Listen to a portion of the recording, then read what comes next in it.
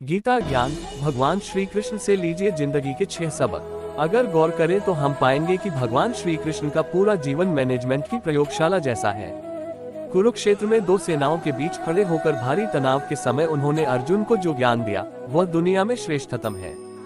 गीता का जन्म हुआ युद्ध के मैदान में 2 सेनाओं के बीच। जीवन की श्रेष्ठतम बातें भारी तनाव और दबाव में ही बाहर निकलती हैं।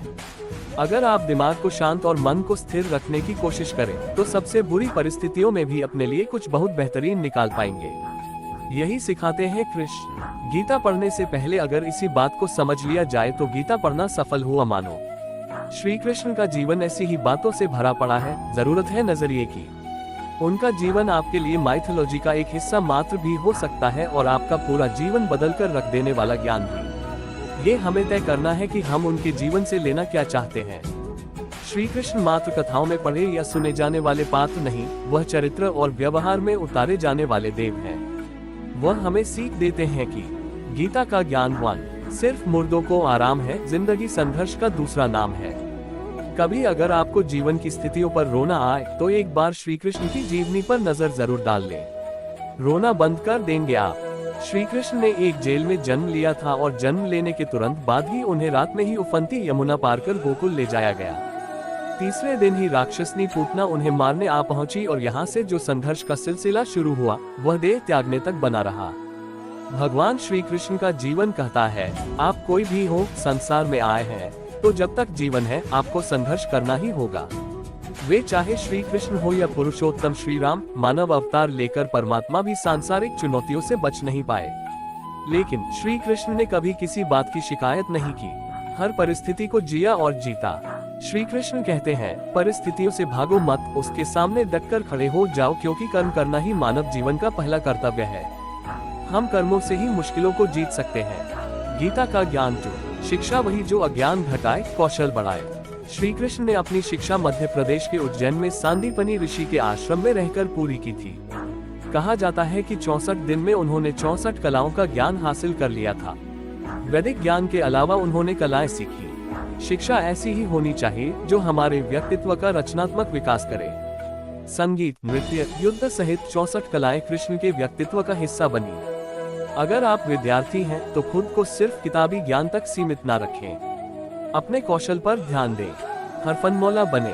अगर आपके बच्चे स्कूल में पढ़ते हैं तो उन्हें अपने व्यक्तित्व को कौशल समृद्ध करने को प्रोत्साहित करें। उनमें कोरा ज्ञान ना भरें। उनकी पढ़ाई ऐसी हो कि उनकी रचनात्मकता को नए आयाम मिले। गीता तीसरी सीख है, प्रेम बचा रहेगा शेष, रिश्तों में करें निवेश।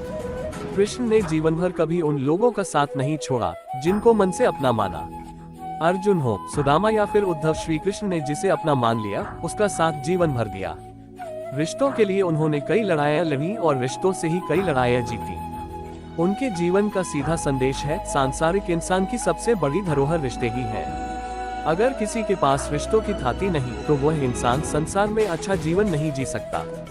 इसलिए रिश्तों को दिल से जिए और उन्हें प्रेम से भरपूर बनाए रखें। 4. गीता चौथी सीख कहती है, शांति की चाह बनेगी उन्नति की राह।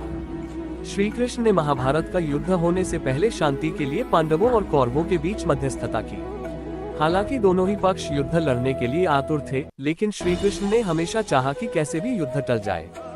सबक यही है कि झगड़ों से कभी समस्याओं का समाधान नहीं होता। शांति के मार्ग पर चलकर ही हम समाज का रचनात्मक विकास कर सकते हैं। श्री कृष्ण ने समाज के लिए और मन के लिए शांति को ही सर्वोपरि कहा।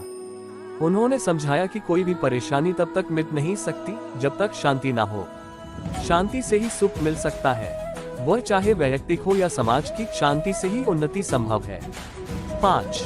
गीता पांचवी सीख, तात्कालिक आवेश में लोच, जरूरी है दूरगामी सोच। महाभारत की कहानी में जुए की घटना के बाद पांडवों को वनवास हो गया। तब श्री कृष्ण ने दूरदृष्टि दिखाते हुए अर्जुन को समझाया कि यह समय जाया करने के लिए नहीं बल्कि भविष्य के लिए तैयारी करने का है। उन्होंने सबको महादेव शिव, देवराज इंद्र और देवी दुर्गा की तपस्या करने के लिए कहा। श्री कृष्ण जानते थे कि दुर्योधन को कितना भी समझाया जाए वह पांडवों को कभी उनका राज्य नहीं लौटाएगा। तब अपना हक पाने के लिए शक्ति और सामर्थ्य की जरूरत होगी। कर्ण के कुंडल कवच पांडवों की जीत में आ आएंगे, ये भी वे जानते थे। उन्होंने हर चीज पर बहुत दूरगामी सोच रखी। कोई भी फैसला तात्कालिक आवेश में नहीं लिया। हर चीज के लिए आने वाली पीढ़ियों तक का सोचा। यही सोच राष्ट्र और समाज का निर्माण करती है।